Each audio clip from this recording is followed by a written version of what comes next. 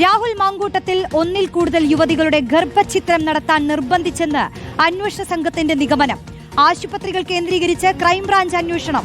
ബംഗളൂരുവിലാണ് ഒരു യുവതിയെ ഗർഭഛിത്രത്തിന് വിധേയമാക്കിയതെന്നാണ് വിവരം. ചികിത്സാരേഖകൾ ശേഖരിക്കും.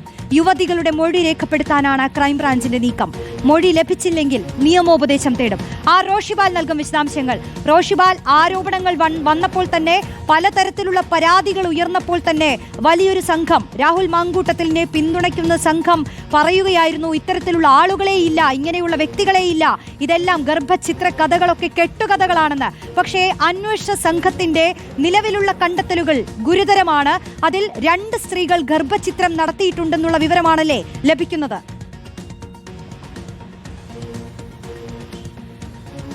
റോഷ്നി, രാഹുൽ മാങ്കൂട്ടത്തിനെതിരെ ഉയർന്ന ലൈംഗിക ആരോപണവുമായി ബന്ധപ്പെട്ട ഇപ്പോൾ നടക്കുന്ന ക്രൈംബ്രാഞ്ച് അന്വേഷണത്തിൽ ഒടുവിൽ കണ്ടെത്തിയിരിക്കുന്ന 2 പ്രധാനപ്പെട്ട കാര്യങ്ങളിൽ ഒന്ന് 2 പേർ ഗർഭഛിദ്രത്തിന് വിധേയമായിട്ടുണ്ട് എന്നാണ്. രാഹുൽ മാങ്കൂട്ടത്തിന്റെ നിർബന്ധത്തിന് വഴങ്ങി, ഭീഷണിക്ക് വഴങ്ങിക്കൊണ്ട് 2 യുവതികളാണ് ഗർഭഛിദ്രത്തിന് വിധേയമായത്. അതിൽ ഒന്ന് ബംഗളൂരുവിലാണ്. ഇത് സംബന്ധിച്ച വിശദമായ രേഖകൾ കണ്ടെത്താനുള്ള ശ്രമത്തിലാണ്. അതിന്റെ ഭാഗമായി തന്നെയാണ് ക്രൈംബ്രാഞ്ച് ചികിത്സ തേടിയ ആശുപത്രിയിലേക്ക് എത്തുന്നത്. അതിൽ ഒന്ന് ബംഗളൂരുവും ഒന്ന് തിരുവനന്തപുരവുമാണ്. 2 ആശുപത്രികളിൽ നിന്നും 2 യുവതികളുടെയും ചികിത്സാരേഖകൾ കണ്ടെടുക്കും. അതിനുശേഷം ഈ പെൺകുട്ടികളുടെ മൊഴി ശേഖരിക്കാനുള്ള ഒരുക്കത്തിലാണ് ക്രൈംബ്രാഞ്ച് സംഘം. ഏതായാലും കൂടുതൽ പെൺകുട്ടികൾ രാഹുൽ മാങ്കൂട്ടത്തിൽ ഗർഭഛിദ്രത്തിന് വിധേയമാക്കാൻ നിർബന്ധിച്ചു എന്ന സൂചന ക്രൈംബ്രാഞ്ചിന് കഴിഞ്ഞ ദിവസങ്ങളിൽ ലഭിച്ചിരുന്നു. അതിന്റെ അടിസ്ഥാനത്തിൽ നടത്തിയ രഹസ്യ അന്വേഷണത്തിലാണ് ഇത് സംബന്ധിച്ച സ്ഥിരീകരണത്തിലേക്ക് എത്തുന്നത്. ഏതായാലും ഈ നിലവിൽ പരാതി നൽകിയ 13 പേരുടെ മൊഴി ശേഖരിക്കുന്നുണ്ട്. അതിനുശേഷമായിരിക്കും മറ്റു നടപടികളിലേക്ക് പോവുക. പെൺകുട്ടികളുടെ മൊഴി കൂടി കിട്ടിക്കഴിഞ്ഞാൽ കൂടുതൽ കടുത്ത വകുപ്പുകൾ ചേർക്കാനാണ് ക്രൈംബ്രാഞ്ച് തീരുമാനിച്ചിരിക്കുന്നത്. IG സ്പർജൻ കുമാറിന്റെ നേതൃത്വത്തിൽ DYSP ഷാജിയാണ് കേസ് അന്വേഷിക്കുന്നത്. ഇപ്പോൾ 2 ശബ്ദ സംഭാഷണങ്ങളും ടെലിഗ്രാം, വാട്സപ്പ് ചാറ്റുകളുമാണ് ഇപ്പോൾ ക്രൈംബ്രാഞ്ചിന് മുന്നിലുള്ളത്. അതിൽ രാഹുൽ മാങ്കൂട്ടത്തിൽ പെൺകുട്ടിയെ ഗർഭഛിദ്രം നടത്താൻ വേണ്ടി ഭീഷണിപ്പെടുത്തുന്നതും അസഭ്യം പറയുന്നതുമായ ശബ്ദ സംഭാഷണമാണ്. പെൺകുട്ടി പലഘട്ടത്തിലായി ഒരു കാരണവശാൽ ഗർഭഛിദ്രം ചെയ്യാൻ താൻ തയ്യാറല്ലെന്ന് പറയുന്നുണ്ട്. കുഞ്ഞിനോട് ആത്മബന്ധമുള്ള കാര്യങ്ങൾ പറയുമ്പോൾ പോലും തന്റെ രാഷ്ട്രീയ ജീവിതം നഷ്ടപ്പെട്ടു പോകും, അതുകൊണ്ട് ഗർഭഛിദ്രം നിർബന്ധമായും നടത്തണമെന്ന നിർബന്ധിക്കുകയും ഭീഷണിപ്പെടുത്തുകയും ചെയ്യുന്നതായിരുന്നു ആ ശബ്ദ സംഭാഷണം. ഏതായാലും ഇത് സംബന്ധിച്ച വളരെ വിശദമായ അന്വേഷണത്തിലേക്ക് ക്രൈംബ്രാഞ്ച് കടക്കുകയാണ്.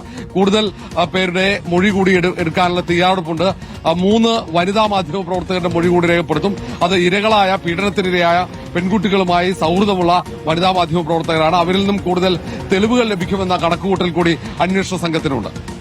റോഷിവാൽ, ഇതിൽ നമ്മൾ എടുത്തു ചോദിക്കേണ്ട ഒരു കാര്യം, കഴിഞ്ഞ ദിവസം മാധ്യമപ്രവർത്തകയായ ലക്ഷ്മി പത്മ ഒരു ഇരയെ നേരിൽ കണ്ട് അവർ അനുഭവിക്കുന്ന മാനസിക പ്രയാസത്തെക്കുറിച്ച് ഫേസ്ബുക്കിൽ കുറിച്ച വരികൾ നമുക്ക് ആർക്കും മറക്കാൻ കഴിയില്ല.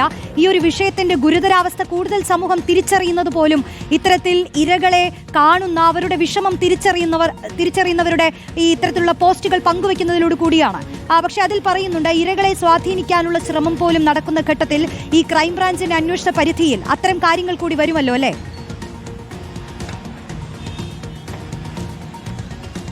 റോഷനി, സ്വാഭാവികമായും, കാരണം മാധ്യമപ്രവർത്തക ലക്ഷ്മി പത്മയുടെ ആ കുറിപ്പ് അത് വളരെ പ്രധാനപ്പെട്ടതാണ്. ക്രൈംബ്രാഞ്ചും അത് ഗൌരവത്തോടെ തന്നെയാണ് എടുത്തത്.